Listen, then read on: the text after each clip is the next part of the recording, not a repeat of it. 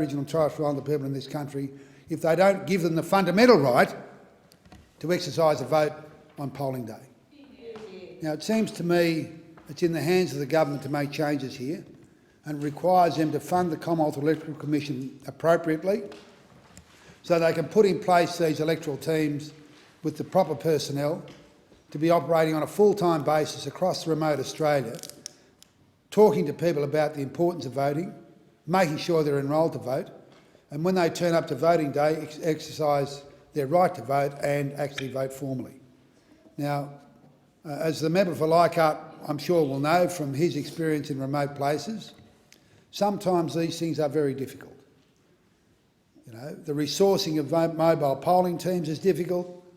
The ability of the Commonwealth Electoral Commission to do its work in remote places is difficult. We accept that. It's not to say it can't be done or shouldn't be done. It should be done, and every effort should be made to make sure that it is done. This government has chosen the opposite path. The opposite path, undermining the rights of First Nations people in this country to exercise their proper rights as citizens by making sure they're enrolled to vote and exercise a formal vote on polling day.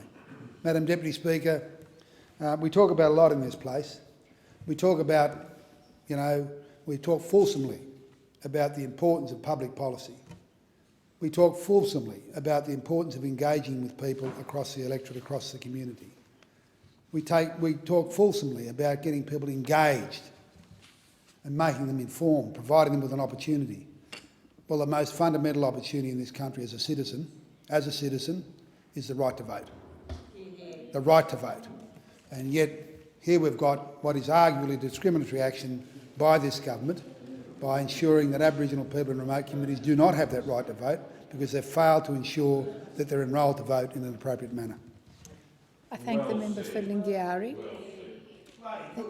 Order. I thank the member for Lingiari. I move that the debate be adjourned and the resumption of the debate be made in order of the day for the Thank you. Do I have a seconder? meeting. Thank you. I call the member. I move that the Federation Chamber... No, that's okay. The question is at the Federation Chamber, so that the debate be adjourned. All those that opinion say aye, those against no. I think the ayes have it. I call That's me. I move that the Federation Chamber do now adjourn. Here, here. Seconder. Well done. Thank you. My apologies. Okay. Outstanding contribution. It was. The question is that the motion be agreed to. All of those that opinion. Almost as good as Lilley. Thank you. The question is that the motion be agreed to, and I now call the member for Lilley. Great. My apologies to the chamber. Thank you.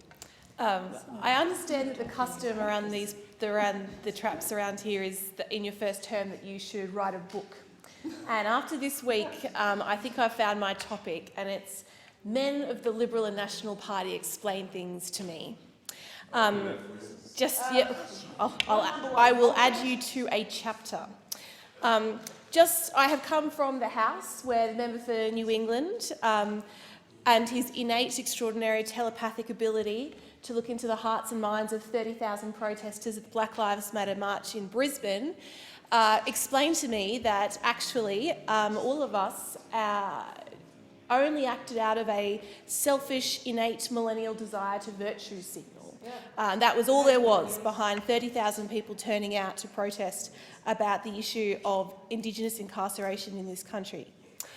Earlier this week, Senator Jared Rennick over in the Senate helpfully explained to myself and the women of Australia that actually all of our children just wanted to be at home with a parent, and that was where they were best off. And he actually said, Dorothy didn't say there's no place like childcare, she said there's no place like home. And I think the fact that he has used a 1939 movie to incite the next wave of government policy tells us all we need to know about the forward-looking modern nature of this Liberal National Party. And finally, Matthias Cormann, who will pop up again in my book, has been telling women to be grateful for the 13.9% gender pay gap and some of the highest part-time work rates for women in the OECD. men of the Liberal and National Party explain things to me. It seems that there has been no gender analysis or even input from women for the Morrison government's economic response to the COVID-19 pandemic. Just look at the Expenditure Review Committee. A team of five men, the youngest of whom is 48 years old. Is it any wonder that women and young people are being left behind when they have absolutely no voice at the senior levels of this government? The majority of frontline workers during this pandemic have been women. They are supermarket workers, they are healthcare workers, they are cleaners, they are teachers, and they are early educators. Research by the Australian Institute out this week has found that the number of women employed fell by 5.3% in comparison to 3.9% for men.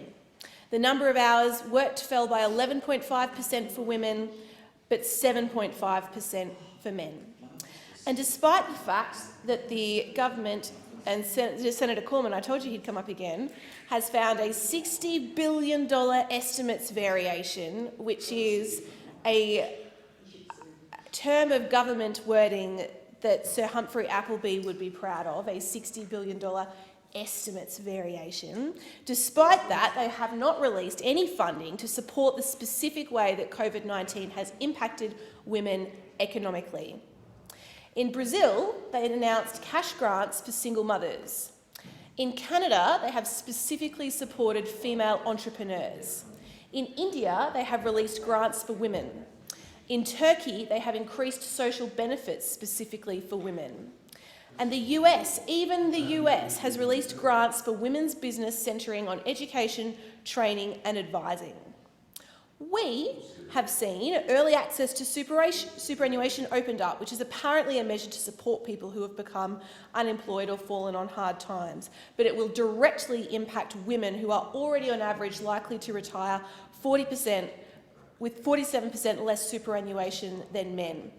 We've also seen appalling snap decisions in childcare, nothing short of a shambles, supposedly free childcare one day, leaving childcare centres themselves to operate on half the revenue, and childcare workers being stripped of JobKeeper the next. First off the dinghy, the 91% of early childcare educators are women, and 40% of them are aged under 29.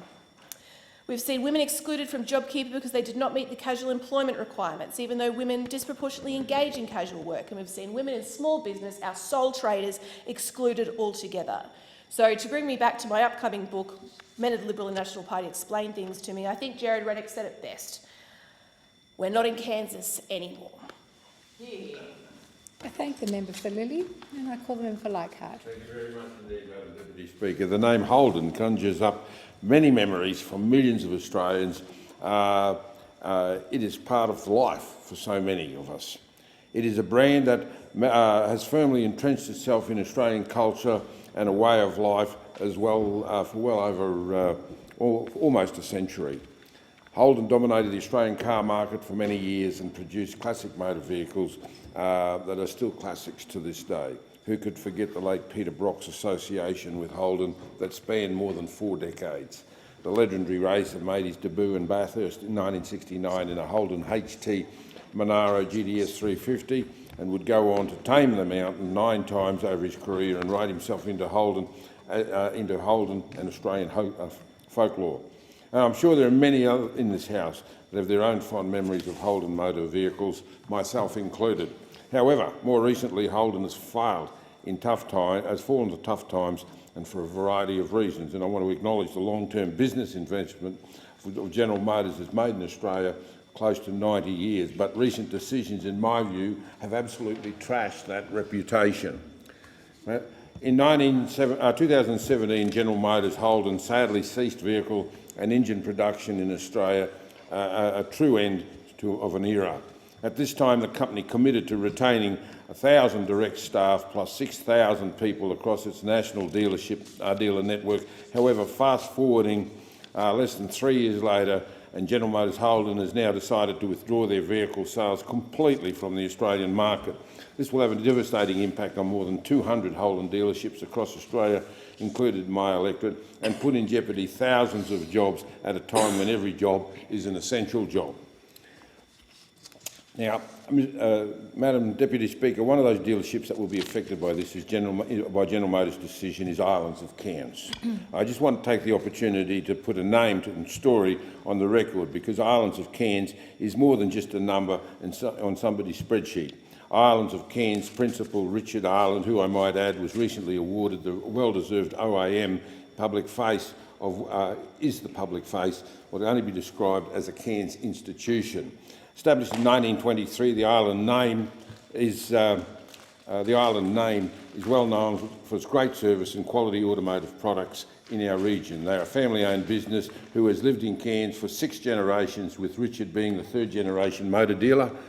The island's involvement in our community is more than just a dealership on Mulgrave Road. They've invested heavily and passionately in the community they call home. The Island family helped set up and continue to support the Cairns Taipans NBL basketball team and many other local sporting clubs. They supported the not-for-profit groups of Rotary, Red Cross, Far North Queensland Youth Assistance Fund, Reef and Rainforest Research Centre, Advanced Cairns, Cairns Choral Society, Cairns Art Gallery, Cairns James Cook University and many, many others. They regularly engage in local high schools via work experience and have attended countless career days to share their extensive knowledge of the automotive industry. They've also given Cairns youngsters their first chance through apprenticeship, something they should be extremely proud of. You can see, Madam Deputy Speaker, Islands of Cairns is more than simply just a car dealership on Mulgrave Road. They are a critical part of our amazing community, and I'm sure other Holden dealerships are in countless other communities across the nation will have the same stories. The Islands of Cairns have been given so much to our community. It's so important for me as a community representative to stand up and fight for them. Can I tell you, Madam Deputy Speaker, the GM was forced into mediation only yesterday, and it was absolutely appalling. They were dragged, kicking and screaming, trying to obligate themselves from any responsibility in here. And, you know, the Australian Holden dealers who have bravely supported General Motors' own brands for almost 90 years